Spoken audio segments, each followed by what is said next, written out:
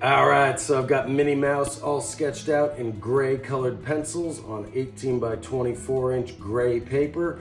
And the reason I chose gray paper for this one is that the white parts of Minnie's polka dots in her bow and dress and the gloves and her eyes are all gonna jump off the page when it's time to color it in. So make sure you stick around for that. As always, I've got my supersized Sharpie for the outlines, fine point Sharpie for the details. So if you want to draw along with me, right now would be the perfect time to get out your materials and get set up. Or if you just want to grab something out of the fridge, put your feet up on the couch, and enjoy the party that way, that's totally cool too. So let's rock and roll.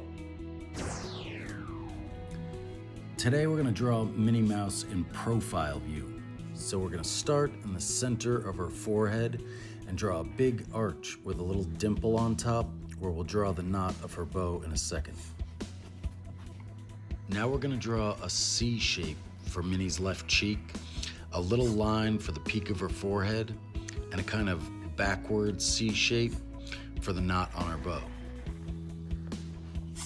Now we draw a line curving down from the knot to define the right edge of Minnie's face, and a little line to cap it at the bottom, which connects to an egg shape for Minnie's nose.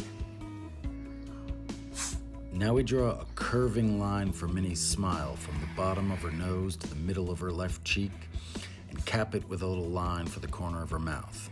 We connect the center of the smile line to the bottom of the left cheek with a little U shape that slightly overlaps. Add a line just inside that one for Minnie's bottom lip, and two little lines for her tongue. Now we're going to draw Minnie's eyes. One oval right on top of her nose for the right eye, a slightly larger oval for her left eye since it's closer to us in space, two smaller ovals for her pupils, and then we're going to switch to the fine point Sharpie and add three little lines to the top of each eye for Minnie's eyelashes.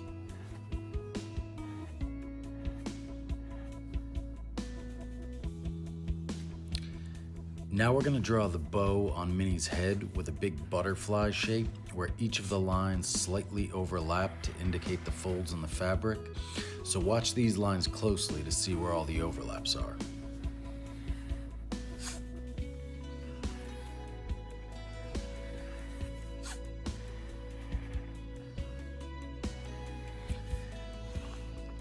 Since one of Minnie's ears is hidden behind the bow, we're just going to draw one little curve between the two sides of the bow for that ear.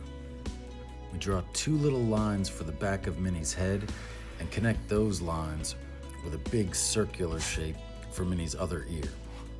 And now Minnie's face is complete.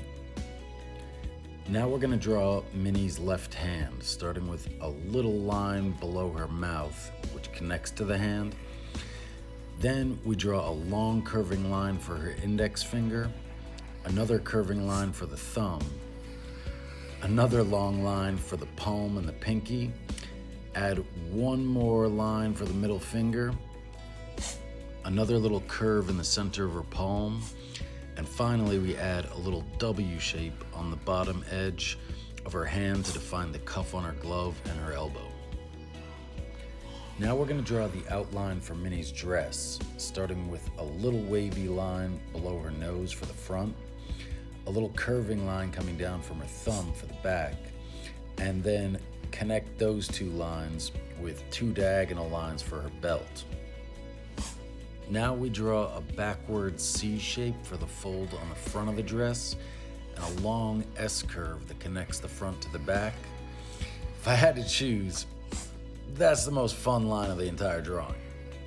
Now we can draw Minnie's right hand, starting with a little loop for her shoulder, a straight line for her arm, two little curving lines that will be her thumb, a long curve for her index and middle finger, another loop for her pinky, two loops for her palm that connect back to her thumb, and two more small loops for the cuff on her glove. Now we can draw Minnie's bloomers, starting with a little curve for her belly and adding ruffles along the bottom. And then we can draw her legs with 4 diagonal lines coming down from our ruffles with 4 little loops on each end. You'll see why the loops are important when it's time to color it in.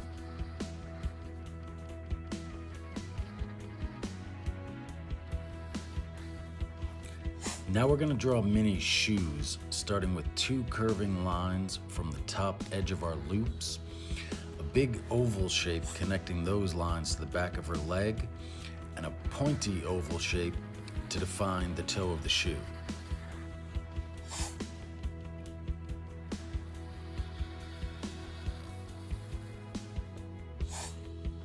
We use the same line structure for Minnie's right shoe, except that it's tucked behind the left and a little bit more sideways. So we're gonna add a little loop to define the high heel at the bottom.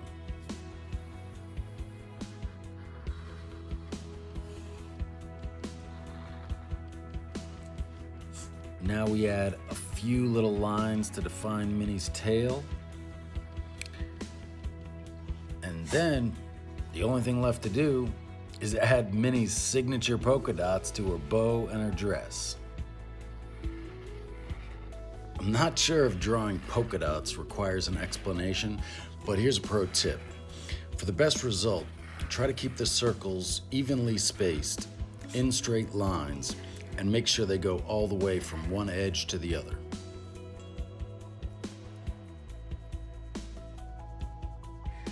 All right, so there's our finished Sharpie outline of Minnie Mouse. But right now, it's still feeling a little bit two-dimensional and flat.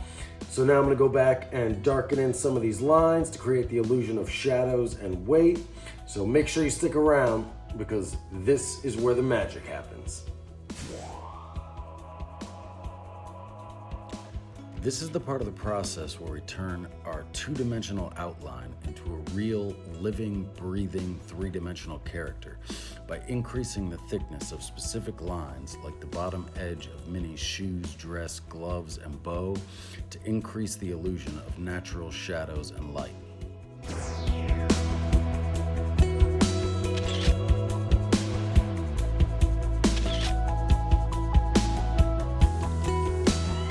All right, so there's our finished outline of Minnie Mouse with black Sharpies.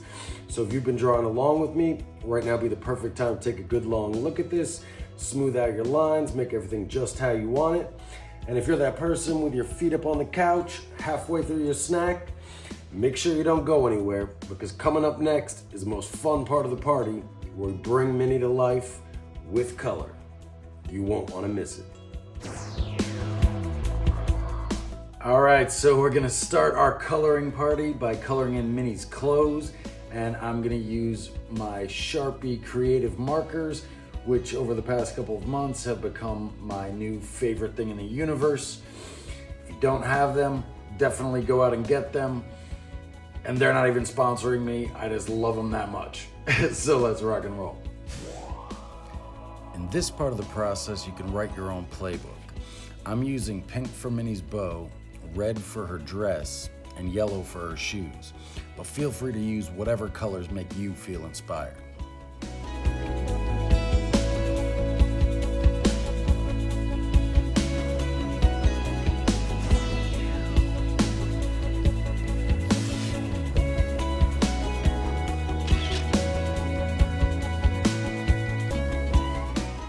All right, so now that we've got the clothes all worked out, we're gonna color Minnie's ears, nose, and legs, but instead of using black, we're gonna use a dark purple to keep our overall color palette nice and bright.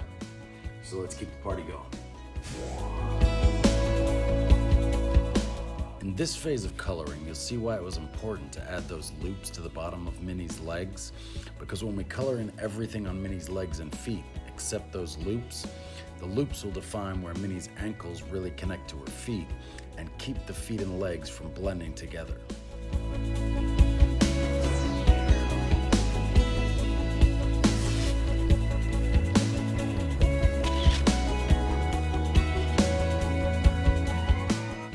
Okay, so I'm liking how the colors are working out on Minnie Mouse so far.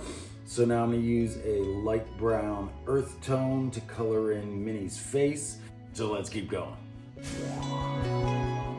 To color Minnie's face, I'm using the same contour coloring method I explained in detail in our episode How to Draw Dumbo. So if you want a more detailed description, you can click the link below. But the basic idea is to curve the lines of color around the character by imagining we're drawing on a real three-dimensional object. Now we're going to use a dark brown to color in the inside of Minnie's mouth. I'm going to take a little bit of creative liberty to color her eyes blue since I have blue eyes myself, and use a light pink to color her tongue.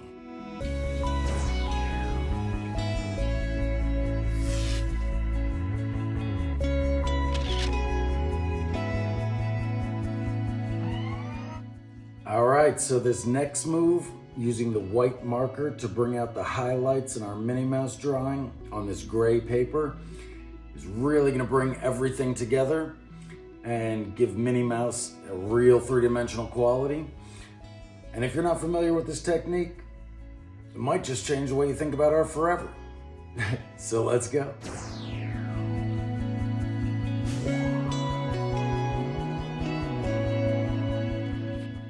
As you watch how these white highlights bring Minnie Mouse to life, even if you don't have gray paper and white markers today, I hope seeing this vivid transformation of color will inspire you to try this technique in the future, because using white markers on gray or colored paper is one of the simplest and most effective ways to create professional-looking results in your artwork. And if using this method makes you anywhere near as happy as it makes me, then in some small way, this simple cartoon drawing has made the world a better place.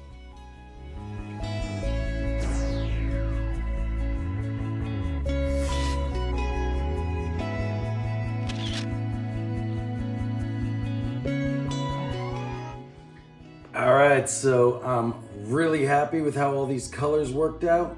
So I hope you guys had fun in this episode of How to Draw Minnie Mouse. Stick around for the final reveal. Make sure to check out all your other favorite characters in our cartoon collection. And as always, stay inspired.